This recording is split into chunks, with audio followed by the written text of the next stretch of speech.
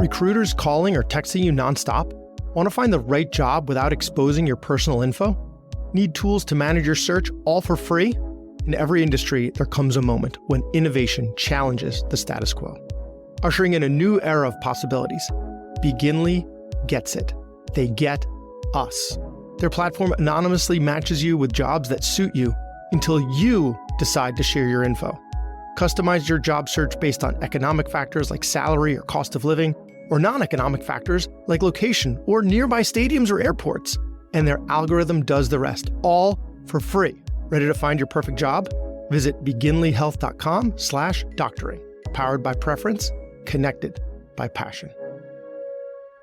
Have you been spinning your wheels creating social media posts and don't seem to be able to get your signal through the noise?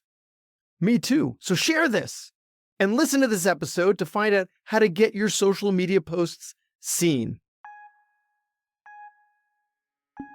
Hey, this is Brad Block, host of The Physician's Guide to Doctoring. This is a personal and professional development podcast for physicians where we have experts on the show that try to teach us everything we should have been learning while we were memorizing Krebs cycle.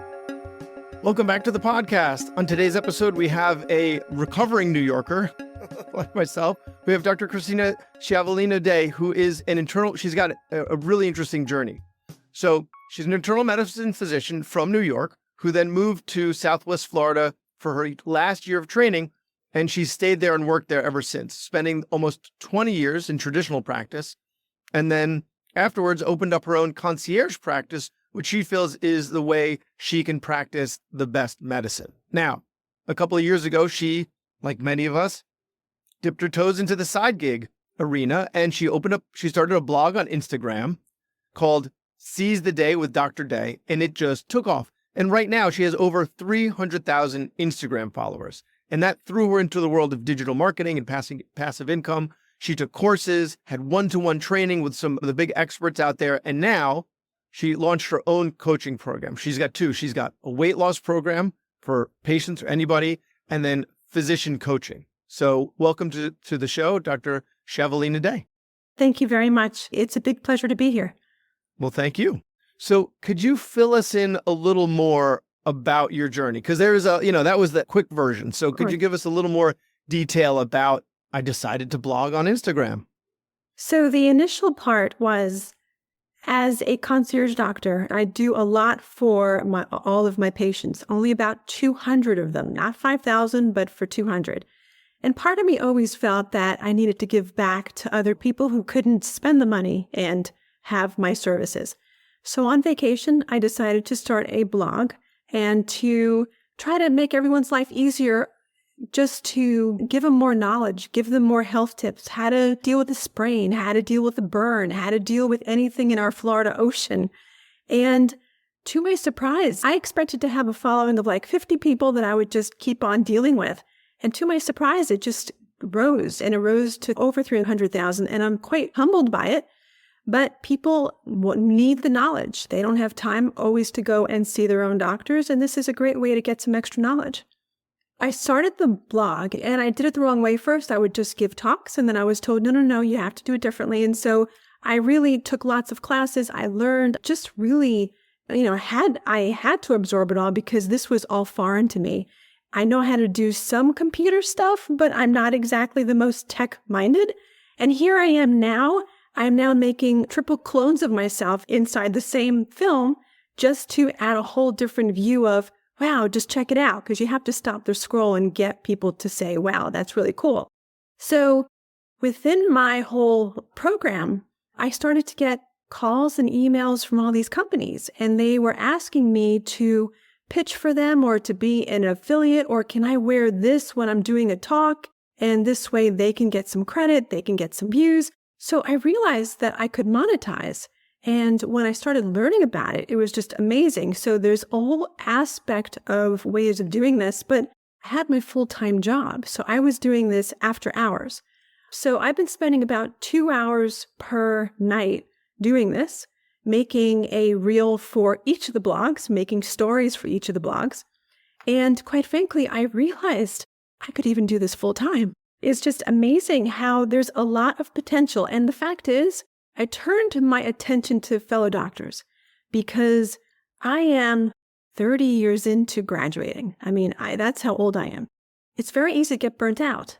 Very easy. And even as a concierge doctor, despite all of the myths and jokes about how we're twiddling our thumbs, I put in 15-hour days sometimes. It's just a matter of you can burn out very, very easily. And this is a way to supplement your income, or if you're hungry, if you need more, you can actually drive your own patients into your practice by targeted marketing.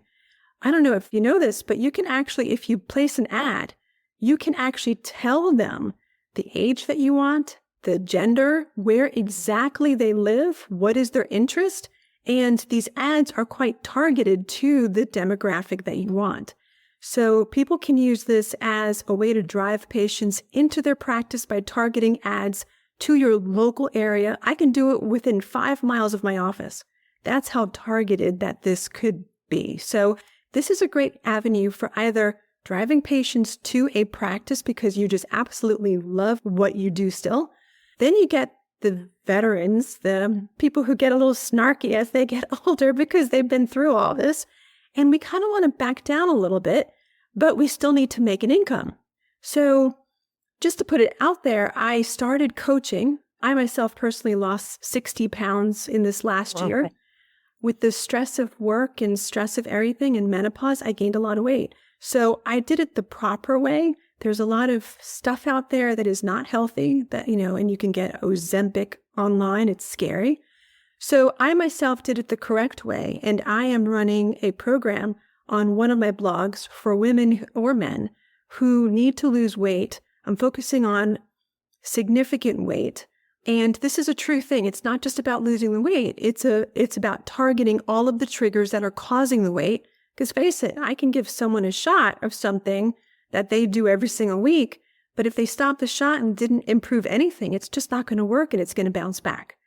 I just want to push back just because that wasn't the intended topic for the episode, that if you are on one of those medications and it's being prescribed by your physician, it's not, I don't want to cast judgment on this stuff, to say that to use the GLP antagonists or agonists is an incorrect way. I actually use it as part of it because I became a pre-diabetic.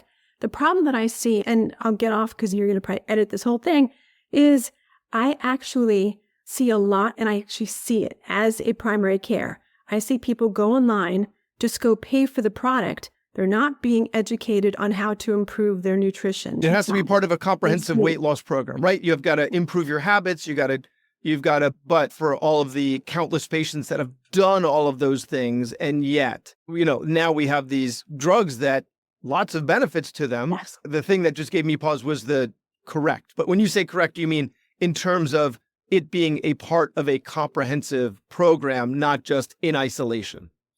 Exactly. It's being used in a lot of places as the main way of losing weight. It's only one of 5 ways, one of 6 ways of a team effort. Yes, absolutely. Absolutely. Yes. It's being pushed as there are some places that are like day spas and they're giving the medication while they're giving you a facial, because it's all ultimately the answer is it's complicated, as the answer is to many things. So, okay. So you do coaching for weight loss, but you also do the physician coaching for helping grow. Is it specifically an Instagram following? So I am sticking with Instagram right now because although I do have pages on TikTok and Facebook and LinkedIn, Instagram is seen as the business page, as the place for where all of the businesses are done. So if you are a business site, you want to really focus on Instagram starting. So what I tell people is when they scale is when you start looking at the YouTube longer form things and things like that. But I would advise sticking with Instagram initially to grow a following to start off. Because that's where the affiliates are. So the people that are looking to do business with you, with a physician, are looking to increase their own followings on Instagram, correct? Because I think of LinkedIn as the business place, but what you're saying is for this specific. So you're looking for not just business people. You're looking for the average person also. And they're not always going to be on LinkedIn. So that's why you're looking for a social media platform. If I was purely looking for just physicians, which I am in one aspect, I could go on to LinkedIn and do that. I just have personally not chosen to do that as of yet. That's part of the scaling part. But most certainly, if you're just targeting a certain profession, then LinkedIn would be the next step. So what's your process for content creation? Like when you're creating, you said 1 to 2 hours a night, you're creating reels. So what's your process? So reels by themselves don't take as much time. It's just a matter, because once you get really good at it, they're 5 to 7 seconds long. It's a matter of, you're not just posting. The goal of the whole process is to form a community, is to form a follower family.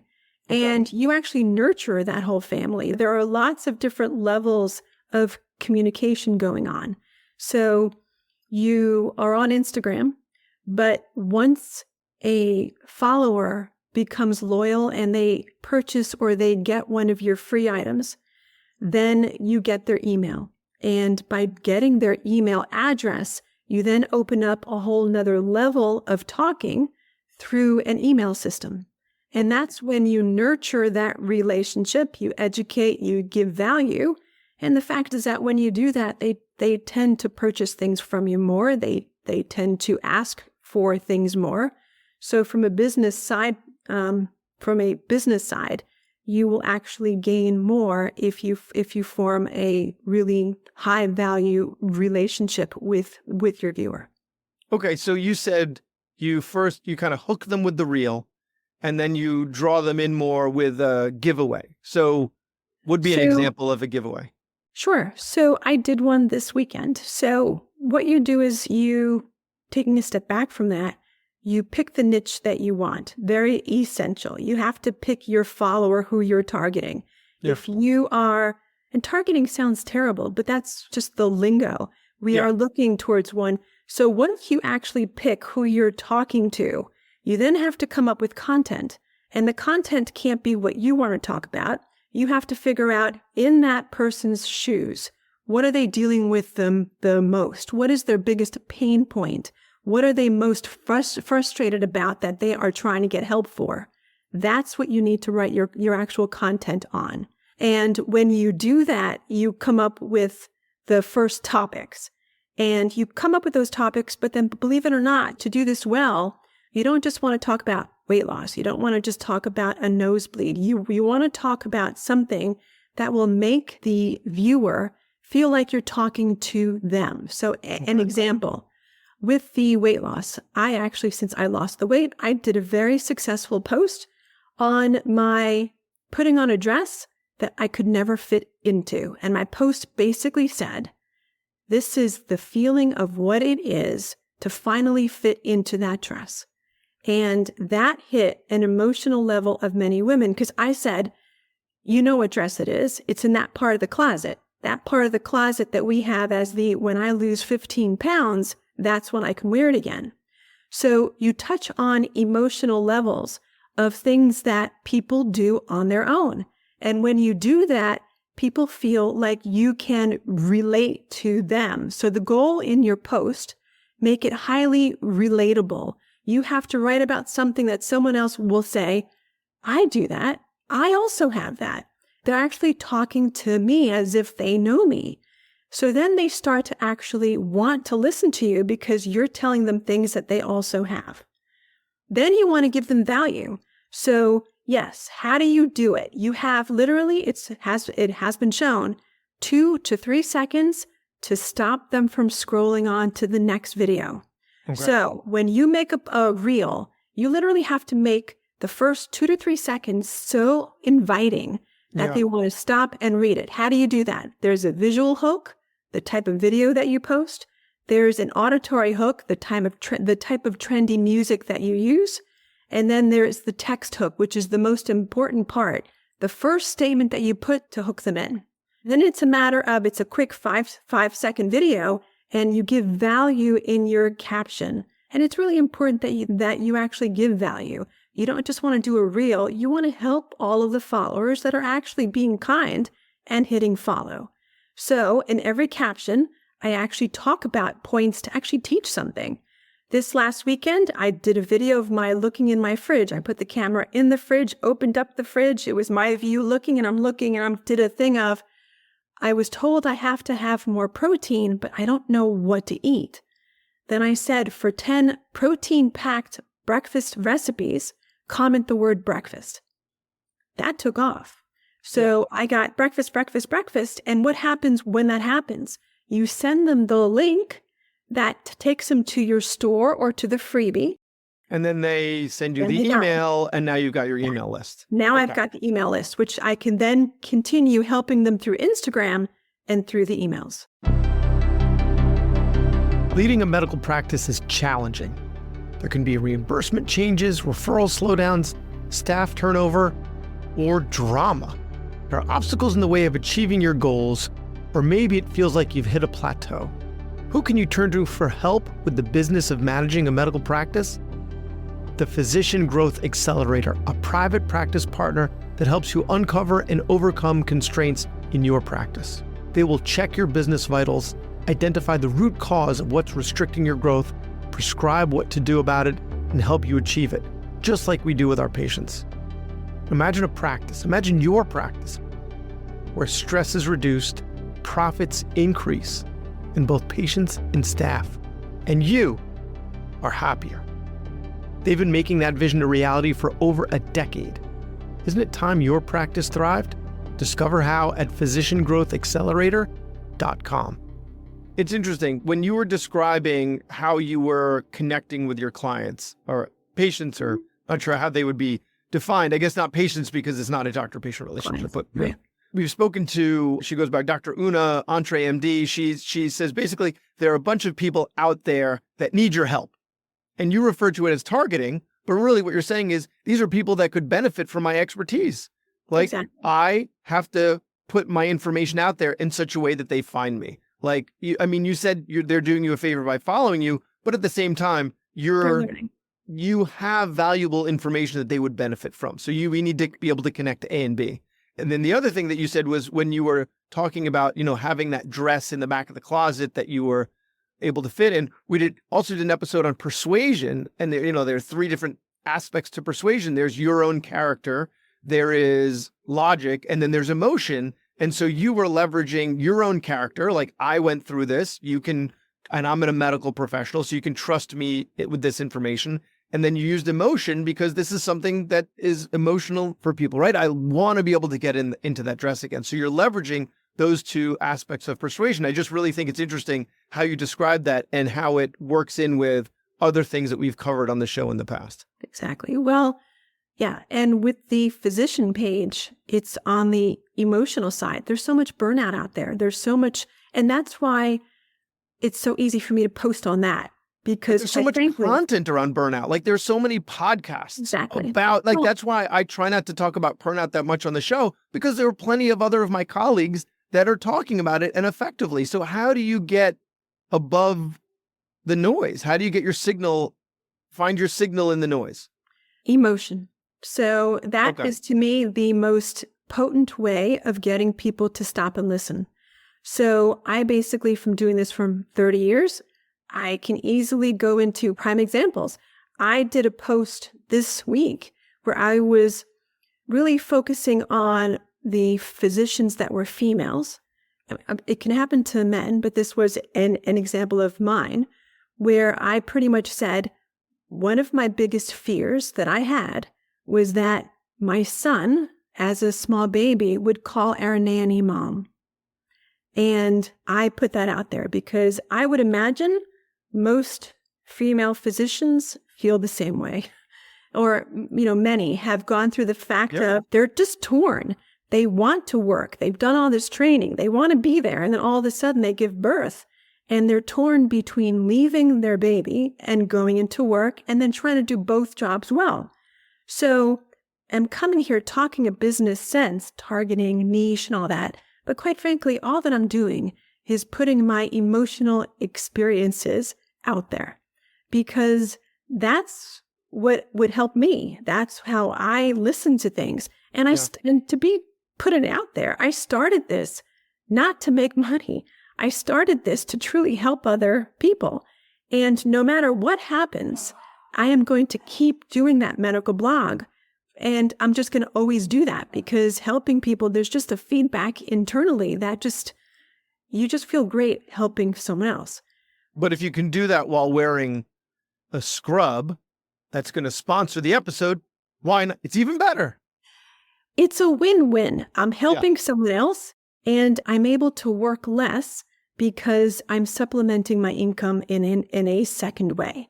Yeah. And quite frankly, it's also therapeutic when you talk about something and bring it out to the open.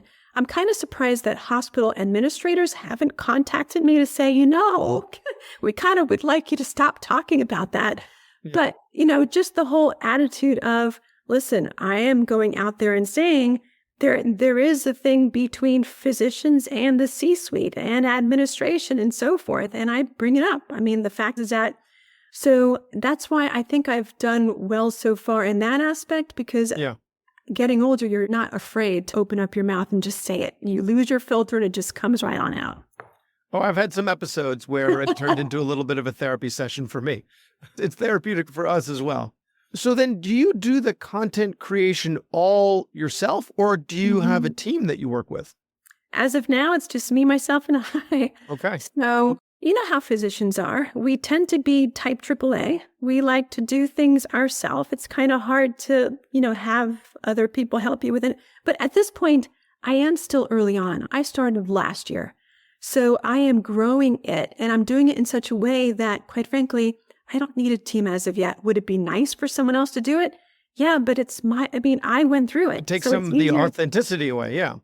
Yeah, exactly. How can I get someone else to come up with the feeling if they didn't go actually through it? So for now, this is my baby. It's the thing that I'm doing. And I feel I have to be honest with it. And if there's one thing that everyone's going to get from me in regard to my followers is that I'm always frank and honest. It's not always to my benefit, but I'd rather always be on the authentic side than do something just for the sake of selling. Absolutely. Absolutely. And I think your followers can see that too, right? Mm-hmm. Your followers can sense if you're being disingenuous about it, except for a few of those bots. Bots, yeah. So I have bots, and I know that I have a certain amount of bots, but the fact is, if you get rid of the bots, Instagram might see you as a troubled account and push you to the side.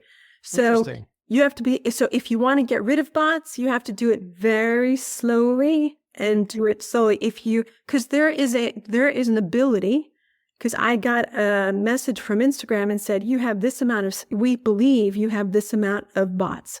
If you click on this button, you can get rid of them. If I get rid of 1,000 bots at one point, that's going to be a problem. So the advice is, if you're going to, I manually delete them as I can slowly each day. But bots are part of Instagram, unfortunately. What's the advantage of getting rid of bots? They muck up your engagement because your numbers go up. It's not numbers really. I mean, once again, someone who has 1,000 really targeted ideal followers who really show up every single day, are really interested in what you say, you can do really well with 1,000 of them, as opposed to someone who has 300,000 half bots. I don't know who would have that, but where they don't do anything. They're just taking an actual spot. But Instagram will send, a lot of people don't realize this. When you post, your followers don't all get it. They actually give it only to a few of your followers and to some non-followers. So if they're sending it to bots, you're going to go into a bad strait. So that's why bots are not good, except if it's a tool called ManyChat. That's a positive bot. Well, you had said earlier that you boost your post, right? That's the button on the bottom right. It says boost. You can click it, and then you can customize who you want it to go out to. I sometimes boost some of my posts, and I'll say an age range and geographic range, and then I'll say like what I want them to be interested in. And there's only a couple things that, like, there's medicine, there's not medicine, but it's like medical residency or medical school or medical education, something like that. But it's not like a Venn diagram. You're not looking at, it's more like X and Y and Z and 1 and 2 and 3, not an overlap, not like medical school and podcast. It's medical school or pod. Yeah. I do it mostly for the location. So Okay. if I'm trying to get someone who is in Florida because my license is here right now, and if it's for the weight loss coaching part, it needs to be in the state of Florida. So I Okay. targeted towards a certain age group, the gender, and where. That to me was the most important part. For physicians, it's not easy to get physicians on Instagram. It's quite difficult, actually. So in all of my female-focused posts, I actually target, I hate that word because it sounds so businesslike. I actually focus on female doctor age groups in the childbearing years, because that's the niche. That's who I'm actually writing that post for in that post. So that's the benefit of ads. It's not cheap. It's not what the price is when you hit boost. That's not the price. They have a separate billing system also. But you can say how much you're willing to spend. Yes. But you will find another bill from Instagram that you get as well. Uh-oh. Yep. What's that second bill? It's a lot more. Oh. Yeah. I mean, I'm not experienced enough or knowledgeable to tell you the exact breakdown of how they actually calculate. Okay. But TikTok does not do that. In regard to TikTok, what they tell you is it. When I first got that other bill, I was like, what is this? It was like $900, $1,000. It was a significant difference than just the thing. And when I looked it up on Instagram, they do bill depending on what they calculate based on what you're doing. So I always warn everyone, if you're going to boost, just know it's not that little price, because it comes out saying, oh, it's only $40. I could do that. Yeah. There's another fee also. Okay. Look into the billing before you how hit they do it. Okay. Are there any tools you use for managing your social media? Like, do you use any programs like Buffer or something like that? Or do you just create the post and post it? I create the post and post it, but there are 5 tools that I could not live without. Everyone who even wants to post needs to know Canva. Thousands of templates already made that can help you make a post. There's CapCut, where if you want to edit, to me, that is what you get. And you can get the free version. So CapCut is great for editing. If you want to do things, the extra special things, you need it. So then there's ManyChat, which is that bot. So let's say that you give a freebie, right? And I said comment breakfast. They have found by studies that the lowest amount of time delay in their asking for the information and they're getting it will be a benefit towards you. So if they ask for my freebie and if I wait 12 hours to give to them, they may have lost interest and they don't even care about it. Whereas if you give it to them immediately, then they're going to read it then and they're going to go on to further. And that's really more of a thing if you're selling something. So what you do, there is a tool called ManyChat, which is a bot, but it's a positive bot. So what you're doing is you're telling it, okay, in all posts from now for the future, if I use the trigger point breakfast, you're going to send this. And then what it does is, if someone says breakfast, within 5 seconds, they get an answer, link sent, please go check your DMs, and you can customize that. And then they send the link to the DM. Why do you need that? Most people on Instagram have a private account, which means that I cannot send anything to anyone unless they take me as a friend first or they accept it. Instagram allows ManyChat to send a link directly through. If they say the word breakfast, everyone in seconds got the link to my freebie inside of their DM. So it's a workaround for that privacy barrier that they put in. It's a workaround. Now it's just for the workaround, but the thing is that once it got in, I can go in and start to send a DM. Otherwise, I could not. But Instagram approves this. It's not, it's something that they said yes to. It's some dark web business, Exactly. But this is where you can make money day or night comes in, because let's say that someone's up all night and at midnight when you're in bed sleeping, they want your pay for product. And they hit the word, they get the trigger, they get the link, they go right to your store. They can buy it at 12:01 when you're sleeping and you wake up to being told that you had all these sales. So that's a positive bot, and I would definitely get that. Then there are 2 other things of when someone finally gets something, you set up that email flow. And guess what? I set it up 6 months ago. And so for the next 6 emails, they're already set in line, and someone gets put into that funnel through the email system. So that's through StanStore or Flowdesk. So and those are email systems, store systems, and things like that. Those are the 5 things that I think everyone should have as a baseline. There are fancier helper things that you were talking about, but those are the 5 basics that you need to have a business.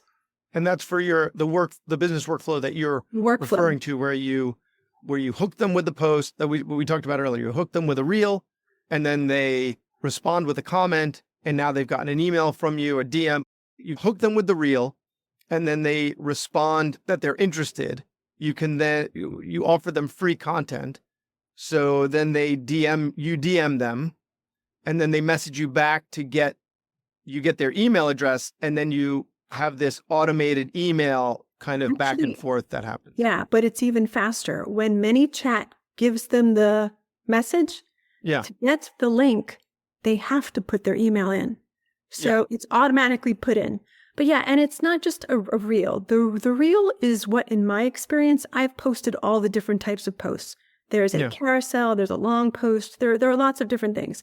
Reels are what people want to see. They're quick, they're fast, they're easy, as opposed to the carousel, which are great because they're educational, but people want to see a reel. They just want to see that. We've got short attention spans, and we got to just face facts. Yeah. Well, if one of our physician listeners wants to find you for coaching, right? Where do they find you? So I have 2 Instagram posts. If they want to see the medical blog, it's Seize the Day with Dr. Day. If they want to contact me about the actual blog for being on their own page, it's Blog Coach MD, also on Instagram. Well, fantastic. Well, Dr. Christina Schiavolina Day, thank you so much for your time and for your expertise and what you're doing to help your patients and fellow physicians. It's been an absolute pleasure. Thank you.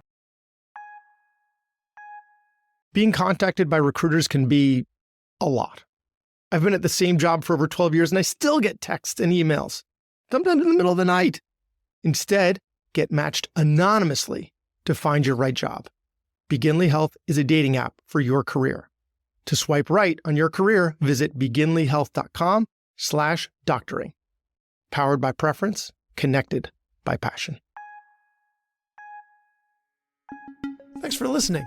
I have a favor to ask. You listened to the episode until the end, which means you either fell asleep or you really liked the episode. So please share it, or like it, or comment on a social media post, or write us a 5-star review, something. It would really help me out. And maybe what you learned from this episode can help someone else too. The views expressed in this episode are those of the interviewer and interviewee and don't represent the views of their employer or even their significant other. Even though the magic of podcasting make it sound like I'm talking directly to you. This is not a doctor-patient relationship, and this is not medical advice, or financial advice, or really any advice. Thank us again for listening to The Physician's Guide to Doctoring.